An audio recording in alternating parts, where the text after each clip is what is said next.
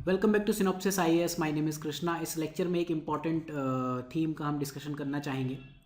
Prelims exam में serious aspirants जो होते हैं, हमने ऑब्ज़र्व किया है कि सबके पास सेम नॉलेज बेस है, फिर भी कुछ लोग पास हो जा रहे हैं हमेशा। इनफैक्ट इतना पास हो रहे हैं कि 6 आउट ऑफ 6 या इनफैक्ट 9 आउट ऑफ 9 प्रीलिम्स भी क्वालिफाई कर रहे हैं, और कुछ फेल हो जा रहे हैं। 1 या 2 आउट ऑफ 6 भी क्वालिफाई करने के लिए जनरली लोगों को स्ट्रगल करना पड़ता है। सेम नॉलेज बेस है या सिमिलर नॉलेज बेस है, बुक सेम है, करंट अफेयर सेम है, टेस्ट सीरीज सेम है, गाइडेंस सेम है, टॉपर स्टॉक सेम है, सब कुछ तो सेम है। और जो एक्सटर्नल फैक्टर्स हैं, जो अनकंट्रोलेबल फैक्टर्स हैं, एक्सटर्नल अनकंट्रोलेबल फैक्टर्स, वो भी सेम है सबके लिए। डिफ़िकल्टी लेवल अगर इंक्रीज़ हो रही है, सबके लिए इंक्रीज़ हो रही है। ऑप्शंस कंफ्यूजिंग है या कॉन्फ्लिक्ट आ गया आंसर में, कोई कोचिंग इसका आंसर ए दे रही है, कोई बी दे रही है, या डिस्प्यूटेड क्वेश्चन है, तो सबके लिए है, वो तो सभी के लिए दिक्कत में आएगी कट ऑफ। देन सी सेट फैक्टर अगर इंपॉर्टेंट हो रहा है, सभी के लिए इंपॉर्टेंट हो रहा है, वैकेंसीज घट बढ़ रही है तो सबके लिए घट बढ़ रही है। डिफ़िकल्टी लेवल ज़्यादा इंक्रीज़ हो जाएगा तो भैया कट ऑफ और ज़्यादा नीचे चली जाएगी। अगर 20 डिफ़िकल्ट क्वेश्चन है तो आपकी 90s में जा रही है कट ऑफ। अगर आपके 30 या 40 डिफ़िकल्ट क्वेश्चन आने लगे तो 60s और 70s में भी चली जाए, कोई बड़ी बात नहीं है। तो despite having same knowledge base, या इनफैक्ट हम एक चीज़ और ऑब्जर्व करते हैं कि कुछ लोग जिनके पास कम नॉलेज बेस है वो ज़्यादा बेटर परफॉर्म करते हैं बजाय कि जिनके पास ज़्यादा नॉलेज बेस है। और खैर कुछ लोग तो ऐसे भी होते हैं जो ये कहते हैं एग्ज़ाम के बाद कि मैंने तो कुछ नहीं पढ़ा था। ऐसे भी लोग होते हैं जो एग्ज़ाम क्वालिफाई करते हैं, जिन्होंने कोई बुक नहीं पढ़ी होती है और वो अच्छा परफॉर्म करते हैं। तो उनसे तो हमारा कॉम्पिटिशन है नहीं, खैर हमारा कॉम्पिटिशन ह्यूमन बींग्स है। तो उनकी हम बात करें जो सीरियस एस्पिरेंट है, हमने साल भर ढंग से तैयारी की है उसके बाद। तो ऐसा क्या हो रहा है? तो इसका जो आंसर है ना वो यहाँ पर है, अप्रोच फॉर सॉल्विंग एमसीक्यू और लास्ट मंथ की आपकी जो स्ट्रेटजी है। ठीक है, और सॉल्विंग एमसीक्यू के लिए यूट्यूब पर मैं खुद भी पढ़ा देता हूँ आपको। सिनॉप्सिस पर एमएसजीपी में है इन सब के बारे में, वो कोर्स ही इसी के लिए है। बट यूट्यूब पे तो बहुत लोगों ने पढ़ाया है कि लॉजिक्स कैसे बनाने हैं, लॉजिकली आप गेस वर्क कैसे कर सकते हो, एलिमिनेशन कैसे करना है, बाकी टिप्स एंड ट्रिक्स बहुत कुछ बताइए लोगों ने। जब आपको क्वेश्चन का आंसर नहीं पता उस टाइम भी आप कैसे क्वेश्चन सॉल्व कर लो, तो ये तो आपको पता है, इनकी मैं बात नहीं करूँगा, ये सब हमें आता है। नहीं आता तो सीखो, यूट्यूब पे जाके सिनॉप्सिस की जो प्लेलिस्ट है मेन सीट गारंटी प्रोग्राम, वहाँ जाके देखो। बट जो आंसर छिपा है वो basically point number 1 and point number 6 में, when to leave the question, ये तो खैर मैं बात कर ही चुका हूँ। जब टफ क्वेश्चन है बेटर है उसे छोड़ दो, अगर आपको नहीं आता तो नहीं आता। अगर चंगेज़ खान वाला क्वेश्चन है, ख्वारज़म जो है, नहीं आता तो नहीं आता। वास्को डी गामा किसके टाइम में आया था नहीं पता तो टफ क्वेश्चन है। इन जनरल भी, जनरल पब्लिक के लिए टफ क्वेश्चन है। तो ऐसे क्वेश्चन तो छोड़ ही दो, ज़्यादा टफ क्वेश्चन आएंगे कट ऑफ गिरेगी। पैरामीटर यहाँ भी नहीं है। दिक्कत ये है कि जब आप इसमें से आप अननेसेसरी नंबर ऑफ अटेम्प्ट्स बढ़ाने के लिए कि नहीं मुझे तो 80-85 ही बोला गया था, इतने से कम करेंगे तो दिक्कत हो जाएगी, 90 से कम अटेम्प्ट करेंगे तो फेल हो जाएंगे। तो एक चीज़ ध्यान रखनी, जब पेपर टफ है, आप एक सीरियस एस्पिरेंट हो तो आपको पता है कि क्वेश्चन टफ आ रहे हैं, तो जो उसमें से सॉल्व हो जाए इन ट्रिक का लगा यूज़ करके कर लो, बाकी छोड़ दो। कहानी जो सारी अटकती है ना, वो बेसिकली अटकती है कहानी यहाँ पर, जब आपको आंसर आता है और आप आते हुए क्वेश्चंस गलत करने लगते हो। इसका एक्सप्लेनेशन समझने के लिए हम दो चीज़ें देखेंगे। एक, मैं आपको कट ऑफ का वापस से एनालिसिस बताऊंगा। दूसरा, देखेंगे रियल में ये चीज़ें कैसे वर्क कर रही हैं, और आपको कुछ एक छोटा सा टूल बनाना भी बता दूंगा, सॉफ्टवेयर कह लो या जो भी कह लो, वो भी। अगर हम कट ऑफ की बात करें पिछले कुछ सालों की, तो जिस साल सबसे ज़्यादा वैकेंसी थी 2016 में, पेपर भी बहुत इजी था, उस साल भी कट ऑफ 116 जा पाई थी, डिस्पाइट कि पेपर बहुत इजी और कट ऑफ कम होनी चाहिए थी क्योंकि वैकेंसी बहुत ज़्यादा थी। ठीक है, लेकिन कट ऑफ इस साल की सबसे ज़्यादा है। और जिन सालों में आपको दिख रहा है वैकेंसी कम है, उस साल की कट ऑफ कम है और भी बद से बदतर होती जा रही है। तो कहानी तो सारी यहाँ छिपी है। इजी क्वेश्चन, जितने इजी क्वेश्चन हैं हम बात कर चुके हैं, cut off equal to number of easy question, उसके आसपास ही रहती है। उसमें से आप 4-5 सिली मिस्टेक के लिए हटा दो, 4-5 तुक्के करके आप एक्स्ट्रा सही कर लोगे। ठीक है, तो ये चीज़ है कि आप ध्यान रखो कि कट ऑफ जो रहने वाली है, चाहे वो इस साल का पेपर हो या पिछले साल का पेपर हो या आने वाले किसी भी साल का पेपर हो, फिलहाल यूपीएससी के लिए जब तक कि कोई ग्राउंड ब्रेकिंग रिवॉल्यूशन नहीं हो जाता या लोग सिनॉप्सिस की थीम को आंख बंद करके फॉलो नहीं करने लगते पूरे मार्केट में, तब तक कट ऑफ तो यही रहेगी। ठीक है, इस चीज़ पर हम अभी आएंगे। 3 नेगेटिव क्वेश्चन कैसे आपके -8 मार्क्स में कन्वर्ट हो जाते हैं, वो भी हम देख लेते हैं। ये चीज़ प्रैक्टिकली कैसे वर्क कर रही है वो मैं आपको समझाना चाहूँ। आप में से कई लोगों ने इस शीट का मुझसे पूछा भी है क्या मतलब है, कैसे बनी है। ये मैं आपको बनाना भी बता दूंगा और इसको हम थोड़ा सा एनालाइज करते हैं। जिन्होंने सिमिलर क्वेश्चंस अटेम्प्ट किए, इसमें देखो नेम है, मार्क्स है, अटेम्प्टेड क्वेश्चन है, करेक्ट क्वेश्चन है, रॉन्ग क्वेश्चन है, silly mistakes. Wrong question basically आपके कैसे आएंगे, अटेम्प्टेड माइनस करेक्ट। ठीक, ये सब चीज़ें आप कैसे कैलकुलेट करोगे और कैसे इसको एनालाइज करना है वो हम थोड़ा सा डिस्कस कर लेते हैं। जिन्होंने सेम रेंज में क्वेश्चन अटेम्प्ट किए, जैसे इन्होंने 81 क्वेश्चन अटेम्प्ट किया, इन्होंने 80 क्वेश्चन अटेम्प्ट किया, इनको एक बार थोड़ा सा डिस्कस करते हैं। मार्क्स इनके 84 और 98 है। इतना बड़ा गैप क्यों है? जो आंसर है वो यहाँ है रॉन्ग क्वेश्चन में, 29 और 23, 6 क्वेश्चंस का आप देख रहे हो डिफरेंस आपको नज़र आ रहा है। और दूसरा डिफरेंस है सिली मिस्टेक, यहाँ इन्होंने 9 सिली मिस्टेक ज़्यादा की है। और हम क्या कह रहे हैं कि जो अगर आप 3 क्वेश्चन आते हुए रॉन्ग कर देते हो, 3 सिली मिस्टेक, तो जो आपको +6 मिलने थे वो -2 हो गए। इफेक्टिवली आप -8 मार्क्स पीछे हो गए हो। ठीक है, तो यहाँ आप देखो क्वेश्चंस ऑलमोस्ट सिमिलर अटेम्प्ट किए, बट कट ऑफ में आपको इनके जो मार्क्स है उसमें बहुत बड़ा डिफरेंस दिख रहा है। सेम वे में अगर हम इन लोगों के मार्क्स देखें, 70 क्वेश्चन अटेम्प्ट किए इन्होंने। कुछ लोगों की एक्यूरेसी बहुत हाई होती है, 70 क्वेश्चन अटेम्प्ट किए फिर भी 108 मार्क्स हैं। 89 90 क्वेश्चन अटेम्प्ट किए फिर भी 90 मार्क्स है। क्यों? यहाँ देखो सारी कहानी यही छुपी है। 33 और 12 सिली मिस्टेक्स 6 कर रहे हैं। अगर सिली मिस्टेक्स आपकी कम है और रॉन्ग क्वेश्चन ज़्यादा है, इसका मतलब ये आपको पढ़ाई करने की नीड है। और अगर आपने रॉन्ग क्वेश्चन जितने भी किए सिली मिस्टेक ज़्यादा की, इसका मतलब फिर आपने कुछ ना कुछ गलतियाँ ऐसी की हैं जो पढ़ाई के बियॉन्ड है। जैसे ये देखो, इनको 98 क्वेश्चन, इन्होंने कहा कि मेरे 98 क्वेश्चन अटेम्प्ट किए, करेक्ट क्वेश्चन 71 है, और फिर भी इनके सिली मिस्टेक्स आपको 24 दिख रही है। ये वाली कहानी, ये वाली बात कर रहा हूँ मैं। इसका मतलब तो फिर ये बड़ी ही सोचने वाली बात है ना। ठीक, अब यहाँ ये देखो 2 लोगों ने सेम क्वेश्चन अटेम्प्ट किए हैं, इनफैक्ट यहाँ भी 84, 86 मार्क्स में डिफरेंस देखो इतना है। डिफरेंस कहाँ आ रहा है? Wrong question. 3 क्वेश्चन इन्होंने ज़्यादा ठीक किए इनसे, मतलब वही 3 क्वेश्चन, 8 नंबर के आसपास का डिफरेंस आपको दिखेगा।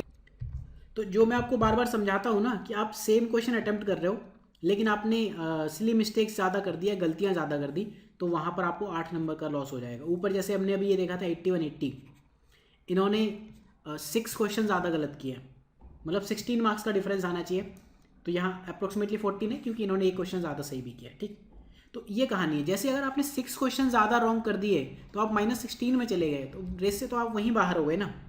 तो इस चीज़ पर आपको कंट्रोल करना है। इसको कंट्रोल करने के लिए मैं आपको बता देता हूँ, जो इंजीनियर्स हैं हो सकता है उन्हें आता हो सकता ना भी आता हो। ये बनाना सीख लो। गूगल फॉर्म में, गूगल ड्राइव में जाके आप गूगल फॉर्म्स में जाके ब्लैंक फॉर्म बना लेना। कैसे करना है, आप फॉर्म जब बनाओगे तो इस तरह का एक फॉर्म खुल जाएगा, उसमें कोई भी फील्ड आप एडिट करना चाहते हो तो आप यहाँ नेम या subject name whatever you want to add वो आप ऐड कर सकते हो। न्यू क्वेश्चन आपको अगर ऐड करना है तो आप यहाँ ऐड कर सकते हो। फॉर एग्जांपल नेम हो गया, यहाँ सब्जेक्ट हो गया, आप यहाँ सब्जेक्ट ऐड कर लो, राइट। और इसके अलावा जो भी आपको इसमें पैरामीटर ऐड करने, फ़ोन नंबर, ठीक है, कोचिंग्स डेटा कलेक्ट करने के लिए करती है ना, कल के दिन दिखाएंगे कैसे कि ये मेरा स्टूडेंट था। फेक रिजल्ट्स, अटेम्प्टेड क्वेश्चन, मान लो मुझे टाइम दिखाना है कि मुझे कितना टाइम लगा, या कोई क्वेश्चन मुझे नहीं चाहिए, ठीक है, मुझे ये देखना है कि मेरा टाइम टू सॉल्व कितना लग रहा है।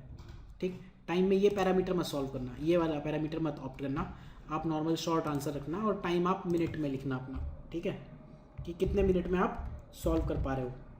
इस तरह से फॉर्म बन जाएगा आपका। जो जो आपको फील्ड चाहिए वो रख लो।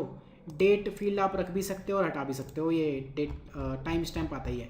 इसके बाद रिस्पॉन्सेज में जाके यहाँ पर ये ध्यान रखना, ये एक्सेप्टिंग रिस्पॉन्स होना चाहिए, और यहाँ जाके आप स्प्रेडशीट एक क्रिएट कर देना। इस तरह से बन जाएगी, तो आप अपने लिए ये यूज़ कर सकते हो। ऐसा नहीं कि मैं ही आपको करके दूंगा तभी होगी, ये फील्ड बन जाएगा। डेट टाइम मैंने बोला था ना कि टाइम स्टैम्प यहाँ आपका ऑटोमेटिक आएगा। ईमेल एड्रेस, नेम, जो भी पैरामीटर आपको चाहिए वो आप रख लो, ठीक है। और जैसे ही मैं ये फॉर्म भर देता हूँ, फॉर एग्जांपल मैं एक बार ये फॉर्म भरूँ, यहाँ आप व्यू पे जा सकते हो, ये वाला जो लिंक है इसे आप सेव करके मोबाइल में सेव कर लेना हमेशा।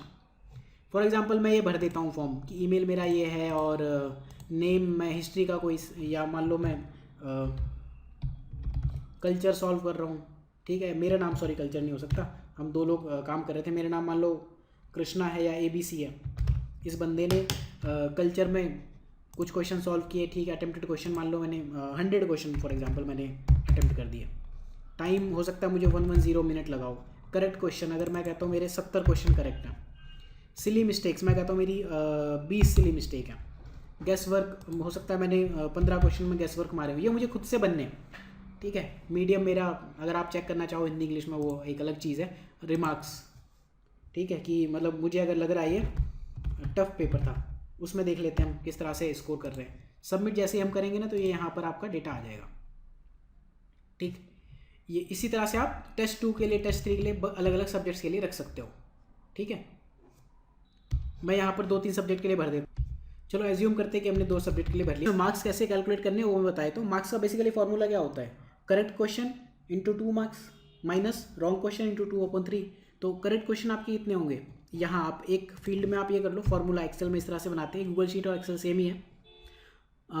यहाँ पर आप जाओगे correct question into 2 minus wrong question आपके क्या होंगे, attempted minus correct. Wrong question है आपके F2 attempted question minus correct question into 2/3, ये आपके मार्क्स होने चाहिए, ठीक है। फॉर्मूला ठीक आ गया। इसी को आप यहाँ नीचे स्ट्रेच करते जाना, आपके आंसर आ जाएंगे।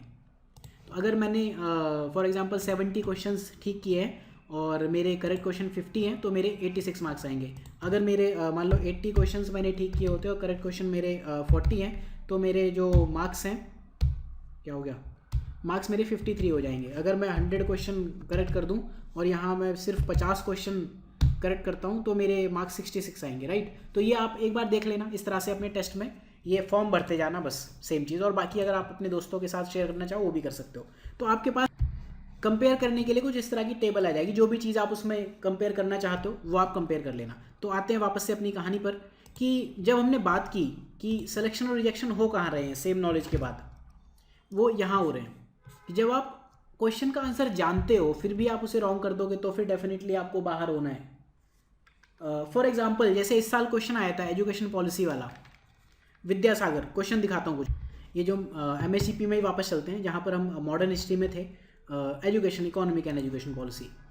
अगर आप ये क्वेश्चन गलत करने लगोगे कि बेथुन फीमेल स्कूल किसने बनाया, तो फिर आपको सेलेक्ट कौन करवा देगा। या इस टाइप के क्वेश्चंस आप गलत कर दो, स्वदेशी मूवमेंट से रिलेटेड क्वेश्चन आपने गलत कर दिए, या फिर गांधी से रिलेटेड जो क्वेश्चंस हैं, ये तो ठीक है, गांधी के फ्रीडम स्ट्रगल में अगर हम बात करें, आप ये वाला क्वेश्चन कैसे गलत कर सकते हो, 8 अगस्त 1942 में क्या हुआ था। शाहनवाज खान, प्रेम कुमार सहगल, गुरबख्श सिंह ढिल्लो, इन पे आप क्वेश्चंस कैसे रॉन्ग कर सकते हो। हाँ, अब ऐसे क्वेश्चन आ गए तो इनको आप छोड़ दो, कोई दिक्कत नहीं है, ये टफ क्वेश्चन है, छोड़ने के लिए बने हैं। बट जो इजी क्वेश्चन है वो तो आप करोगे। अब सॉन्ग फॉर्म प्रेजेंट कौन पढ़ता है, कहाँ पढ़ता है। कुछ क्वेश्चन डेफिनेटली ऐसे हैं जिन पर आप अपना स्कोर मैक्सिमाइज ज़रूर कर सकते हो, ऐसे उलूलान पूछ लिया। ऐसे में जो ऐसे क्वेश्चंस हैं उनमें स्कोर मैक्सिमाइज करने का एक ही तरीका, ये बेसिकली इस कोर्स में कवर होता है। ये टॉपिक लिस्ट आप जरूर तैयार करो जब आप लास्ट मंथ में हो ना एग्जाम के।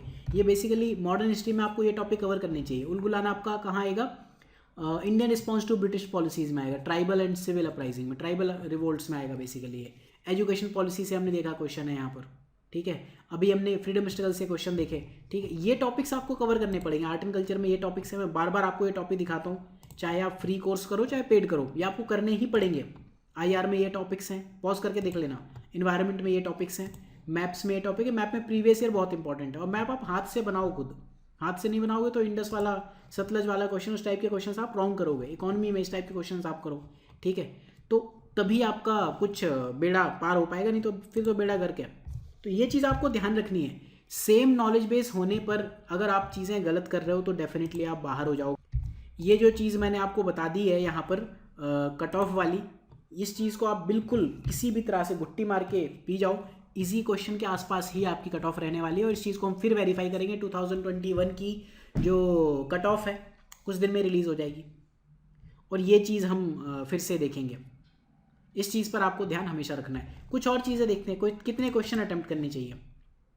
100% तो खैर कैसे अटैम्प्ट करोगे, हमने देखा अगर हम 100 क्वेश्चन अटैम्प्ट कर लेते हैं, मान लो हम वापस से इसी फॉर्म में आ जाए, यहाँ पर मैंने 100 क्वेश्चन अटैम्प्ट किए लेकिन करेक्ट मेरे 50 ही हैं, तो क्या कर लूँगा मैं। लेकिन अगर मेरे 72 क्वेश्चन ही मैंने सॉल्व किए थे, करेक्ट मेरे फॉर एग्जांपल 60 हो गए, तो आप देखो 112 नंबर हो गए, ठीक है। 72 क्वेश्चन पे अगर मैं 55 पे चला जाता हूँ तो 98 है। अगर टफ पेपर आ रहा है ना, तो आप 72 अटेम्प्ट्स में भी 55 क्वेश्चन सॉल्व करके आप 98 ला रहे हो, ठीक है। तो आपको ये चीज़ ध्यान रखनी है कि आपके अटेम्प्टेड क्वेश्चन अगर 70s में भी है ना, लेकिन आपकी एक्यूरेसी हाई है, तो आप डेफिनेटली यहाँ ये चीज़ ध्यान रखना, मार्क्स आप अच्छे स्कोर करोगे। ठीक, ये चीज़ आप देख लेना बनाना, ये मैंने आपको बता दिया। और यहाँ पर ये फॉर्म भी यहीं बगल में आ जाएगा, एक गूगल फॉर्म है, एक्सेल शीट है, इनको आप डेफिनेटली एग्जाम तक एनालाइज ज़रूर करो। 100% क्वेश्चन अटेम्प्ट करने की कोशिश मत करो, ये चीज़ आप ध्यान रखना। आपको 80, 85, 90 इतने क्वेश्चंस अटेम्प्ट करने हैं। अगर पेपर बहुत टफ दिख रहा है तो 70s में भी कर सकते हो, हालांकि वहाँ पे दिक्कत ज़्यादा हो जाएगी, क्योंकि 70 क्वेश्चन करके कोई 60 क्वेश्चन सॉल्व अच्छे सही नहीं करता। सी सेट में भी आपको 50 से 55 आपको अटेम्प्ट करने। सी सेट में आपका फॉर्मूला बेसिकली चेंज हो जाएगा जब आप इस फॉर्मूले पे जाओगे ना, जो हमने ये फार्मूला डिफाइन किया था। सी सेट में मैक्सिमम क्वेश्चन 80 होते हैं, ठीक। तो 80 में मान लो हमने 60 क्वेश्चन अटेम्प्ट कर दिए और हमारे उसमें से 40 सही हैं, ठीक। तो जो सी सेट का फॉर्मूला होता है ना, या 2 मार्क्स का नहीं होता ना, 2.5 मार्क्स का एक क्वेश्चन होता है, तो यहाँ आप 2.5 करोगे और यहाँ भी 2.5 करोगे। तो अगर आप 60 क्वेश्चन अटेम्प्ट कर रहे हो और 40 भी करेक्ट कर रहे हो तो 83 कट ऑफ पार है आपकी, ठीक है। इनफैक्ट सी सेट में अगर आप 55 के आसपास क्वेश्चन भी सॉल्व कर रहे हो और करेक्ट क्वेश्चन सपोज आपके 40 ही हैं, तो कट ऑफ हो रही है, हाँ 70 नंबर आ जा रहे हैं, कट ऑफ आपकी निकल रही है, ठीक। तो ये आपको ध्यान रखना है कि 55 के आसपास आप ट्राई करो कि कर लो और 40 आपके क्वेश्चन सही हो। 60 तक पहुंच जाओ तो बहुत अच्छी चीज़ है, हालांकि 60 तक पहुंचना बहुत मुश्किल बात होती है। ये मैं ज़रूर कहूँगा कि 50 आप क्वेश्चंस अटेम्प्ट करो, 50 to 55, एंड करेक्ट करने की कोशिश करो 45 के आसपास। सी सेट आपका आराम से निकलेगा, ठीक। ये चीज़ आप ध्यान रखना। यहाँ आप मार्क्स देख लो, कट ऑफ निकल जाएगी इस वे में। तो नंबर ऑफ अटेम्प्ट्स क्यों इतने रखने, वो मैंने आपको प्रैक्टिकली बता दिया। खुद के लिए अगला 1 महीना कैसे यूज़ करना है वो भी बता दिया। एक्यूरेसी कितनी रखनी है, ट्राई करो कि जो क्वेश्चंस आपको आते हैं उसमें एज हाई एज 90% तक आप ले जाओ। जो नेट पॉजिटिव क्वेश्चंस हैं वो मैक्सिमाइज करो। नेट पॉजिटिव मतलब यही कि मतलब जिससे आपके total overall positive questions solve हो रहे हैं। फॉर एग्जांपल जैसे अभी हम इसी की बात करें, 70 यहाँ पर हमने 55 अटेम्प्ट किए, 45 हमारे करेक्ट क्वेश्चन है, बट नेट पॉजिटिव 45 नहीं है। नेट पॉजिटिव कितने हैं, इक्वल टू 83/2.5। आपके नेट पॉजिटिव 33 क्वेश्चंस हैं। सी सेट में आपको नेट पॉजिटिव कितने चाहिए होते, 27, ठीक है। तो नेट पॉजिटिव क्वेश्चंस आप ट्राई करो कि मैक्सिमाइज कर पाओ, मार्क्स आप इजीली फिर स्कोर अच्छे कर ले जाओगे अगर आप सिर्फ ये 2-3 चीज़ें ध्यान रखते हो। स्टडी मटेरियल की मैं अगर बात करूँ, इसको रिड्यूस करो जितना कम से कम हो पाए, जितना ज़्यादा से ज़्यादा आप रिवाइज कर पाओ उतना अच्छा है। लोगों ने सिनॉप्सिस का PT 360 ज्वाइन कर लिया, अब कह रहे सर दूसरी कोचिंगों का भी आ गया तो वो भी पढ़ लें क्या। अरे आपको ये नहीं समझ आता क्या कि अगर आप एक एक्स्ट्रा क्वेश्चन या 2 एक्स्ट्रा क्वेश्चन के लिए अगर अपना स्टडी मटेरियल 1000-1200 पेज से इंक्रीज कर दोगे तो उसका कॉस्ट वेटेज क्या है। अगर आपने सिनॉप्सिस के PT पढ़ लिया, अब दूसरी कोचिंग के भी PT पढ़ रहे हो, या फिर किसी और कोचिंग के PT पढ़ लिया, अब सिनॉप्सिस के पढ़ने जा रहे हो, तो क्या फ़ायदा होगा। 100% तो किसी कोचिंग से नहीं आता ना। तो आपको ये कॉस्ट वेटेज ध्यान रखना है। स्टडी मटेरियल टाइम आपको दोनों चीज़ें देख के करनी है। रिवीजन टाइम, आप में से बहुत लोग पूछते हैं कि मतलब ये क्या पॉसिबल है, पॉलिटी एक दिन में रिवाइज कैसे हो जाएगी, इतनी बड़ी है, एक दिन में तो हम 4 चैप्टर भी नहीं पढ़ पाते।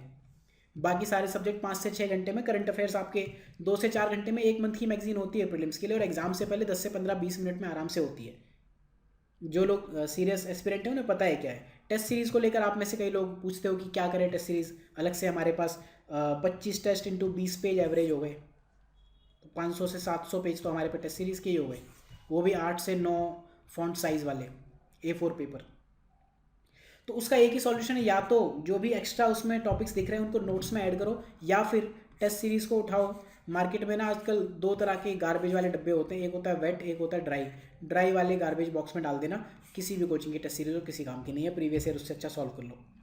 और आर्ट ऑफ रीडिंग बुक हम सब भूल चुके हैं, आती कहाँ हैं। ज़्यादातर तो हम लोग, मेरे तरह जो इंजीनियर हैं वो तो ज़िंदगी में पहली बार सीरियसली पढ़ते होते हैं। तो अगर आपको सुपर फास्ट पढ़ना है, उसकी कुछ रीडिंग के लिए मैंने वीडियो बनाई हुई हैं, कुछ क्या एक ही वीडियो बनाई थी, how to read super fast 600 pages आप कैसे 5 घंटे में पढ़ सकते हो, ये वीडियो ज़रूर देख लेना। ये प्लेलिस्ट है, इसकी मैं बात कर रहा हूँ, main seat guarantee program MSGP for prelims and mains answer building for mains. पूरी कहानी सिनॉप्सिस की इसके इर्द गिर्द रहेगी, UPSC प्रीवियस ईयर पेपर्स के ऊपर, ठीक। तो ये ट्रिक्स आप ज़रूर सीख लो। बाकी जो हम इस लेक्चर में बात कर रहे थे वो चीज़ें आपको डेफिनेटली ध्यान रखनी है। So thank you for watching and again मैं आपको वापस से यहाँ पर ले चलूँगा, ये चीज़ फिर से रिमाइंड कराऊँगा, when you know the answer do not make it wrong. सिर्फ इतना कर दो, आप सेलेक्ट हो जाओगे। और अगर आप इतना करके सेलेक्ट हो जाते हो, आपको लगता है ये अप्रोच ठीक है, कमेंट सेक्शन में मैं आपके पॉजिटिव या फिर नेगेटिव दोनों तरह के कमेंट्स का वेट करूंगा। और आपको ये चीज़ कैसी लगी, या आप यूज़ करने वाले हो या नहीं, ये ज़रूर बताना। टूल्स यूज़ कर लो, और गूगल फॉर्म से बेटर टूल आज की डेट में तो नहीं है, right. So thank you for watching, have a good day.